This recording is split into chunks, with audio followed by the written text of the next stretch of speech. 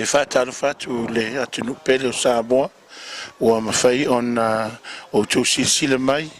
i le channel Iva tusa o le Iva ia a o se lau whātua Yesu mo oe mau. O lo mafuta nei i le tāwhaunga le Samoa tutotasi as fitu o le toe whio mai i te tono o Victoria o mawhatasi nei ma le sunga ia Pastor Ropati se atua le saa o ia leo le taitai mtanga luenga. Ia whātau no mai foi me o mai fontanga o le World Council i Aukilani. Ona o mnao le atu lewa noa ia te ia e oto mai ni tala le ngata mai Wellington i se landmark sa whapena latu mafuta tuai ia manisi o tala mai Aukilani. Pastor Ropati. Faftetu mole avanoi lo sunga Pastor Mtangi o ye foi le no fanga yo te lo le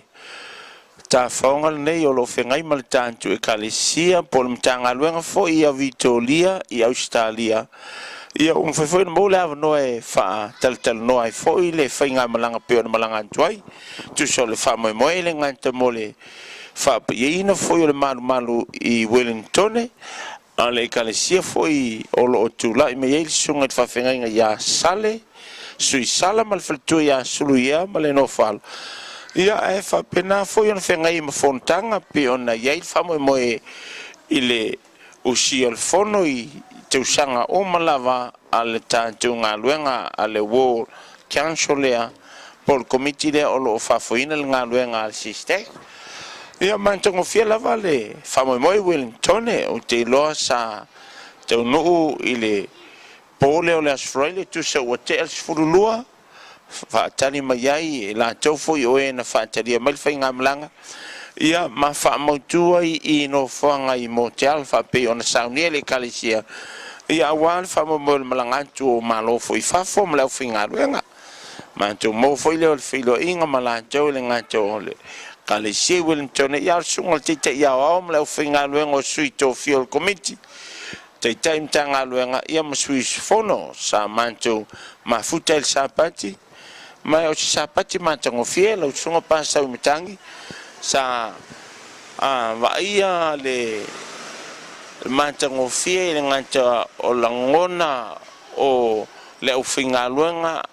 fa pe ona la tu va ia i Wellington le tu la i mai wa stai momole a pasta wa silfia ia le o fata wina ile malu le e tusa e ono se lau limas fulua fe le ofa na ave le malu lea lea sei le kalesia sa va ia sunga ia pasta talioa vauntua io e ma nanga luenga sa ta ua o le kosek ia le ngona le kalesia sa va ia e sunga ia talioa ma le fultua ia pita ia ua fatuina tu ma ua ile avanoa e fatu tanto mai ua faungaina nei o se tasio metotino tanto ngaluenga ia o te tu le fafsili pasta faftai te lava le o tu fa fonga mai la tu no pele ua tupu maola ngaluenga tu tonu Wellington faftai foi la na ona ia sale suisala marveltua ia suruia ia mo le tau whainga mai o le tātou ngaruenga ma leo tu whaafonga mai o le malu ma properties sa i le kosek ma le hao wa maua uma tātou ma si whiwhianga le toi whaafoi whamai le whailaunga o sunga ia pasta sa launga le sab toi whaafoi le sona whaafoi mea kei Sara ia a o leo toi whaafoi mai properties ia mai le tua mo lana whanau Pastor, ona se tala anga mai po se tala mai le tato fonutanga o le World Council ia o wai foi sa tau whelai o tilo o whawhenga masani ini suis fonufou e ni whawhenga o ia ini suinga inga o ia o ekarisia ia i le teminei whawhtai mo le whawsei lau songa pasta o mitangi mantango fia lava ia tuso le taliantu le whawsei ia ole fontanga sa usuia le ile anso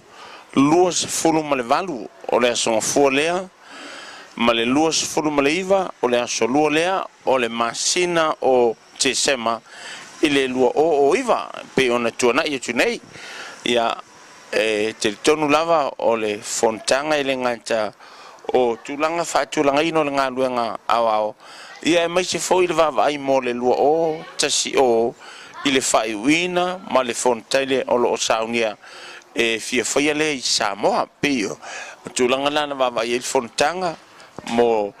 ni mtau pe fia fanele ia e mai se le alo foi vantu mo le fontanga tele na al tatu ngaluenga mai tele ni mtau pe na tele noina ia e ye fo ise mtau po o lo tu ina mai le teitai o le wa ma fai ona failo fo i ma failo fo i ele ngante i lo sunga fo i pasta mi tangi le o lo tu la i fo i o se tu pel tatu ngaluenga i te tonu i Vitoria ia ai fa pena fo sunga ia pasta liva o le wa mai ata tau te ngalue ma Samoa i le project lefia fai i Samoa ia mai o te lo se luinga na ia ata fo i le nei tu sanga ia o se whaamnianga foi e whaupu mai ai tātou i le ngaluenga a wālawa me fie whaale ia mo le ngaluenga almatai i Samoa lea ia o lau te lea tu le whafsili tau si le lo whaleli ia e whātaunuina e tusa ma manuia me oma e tusa o le anga leo le matai ma lona whasosoni mai ia manuia foi ia lau sunga foi pasa ia mai se le nei aso o leo vai antu ia o tele o mai lope ia o na o tātou lo toe i il fanfio ia o a fa pe ai tu ye se fisili ia o lo o ye alo wa no o le tel antu le tu so le fa fisili foi fa tai ia le o tu fa fo mai Samoa i le saunoanga le sunga ia pasta se atu o le time tanga luenga o le ngaluenga o le karisia fitu Samoa tuto tas to tonu o Victoria nei ma on itala e mita i le anga ona watupu maolo le ngaluenga o se project for i watu mai mo Victoria i ngalulue fatasi Samoa lei o te manatu e le italiani vai ma te tonu loto o le tua seifua le tala mailo na au i famlianga mo tatou o le atali le tua tuisa ma le mia o le ngaluenga ma whapatu whaftaitele lau sunga o te lo wa o peila wa close down tatu paka nei a le face in a promotion of fun fields nei ia i te tonu me pone a feite malanga mai o na e free pa fai e te tau ai ma ua nei e sunga ia pasta ia on a free le a fai le ai ia fama ora so nga muli male fa se foi na la tenu o lo fa pen mai mo mai au sunga a faftai i o te lola le te si li foi stala Paula Valea faftai lo sunga pasta umtangi mo le avanoa ia alo fangia ia fuanga foi o lo toe e mai se le teli wantu le nei aso fai malangatu le ngatu stantu o so e kalesia ia fio anga foi ia ai o lo sunga foi fa fenga inga mal fartua ia fa pe foi ia le autolvo alo foi manai fa nau fa pena na fa te no le manuel fenga malanga ia tal si foi le lo fole tu ngalu foi le nei vai aso ia fa so foi na tanto tu no o lo foi na ma wa mai ia le nei fa sa longa foi pol nei fa tal longa ia mai se o mai masani o e pele i tu tono ngalu ngale tu le finga luenga sistek ia le tai foi ia masui al committee mal ngalu ngawao ia si foi mo lo songa pas manu ia la val nei fa tai ia a fai wo yes e upu sala prose so no nga foi o tele tala fengai ia le auto sisila mai yo il mesa matu mafutai ia wa umale matu ta faunga ia fafta ia tu sunga ia pasta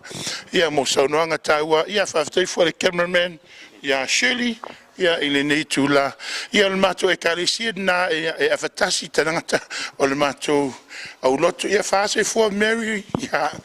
sei foi na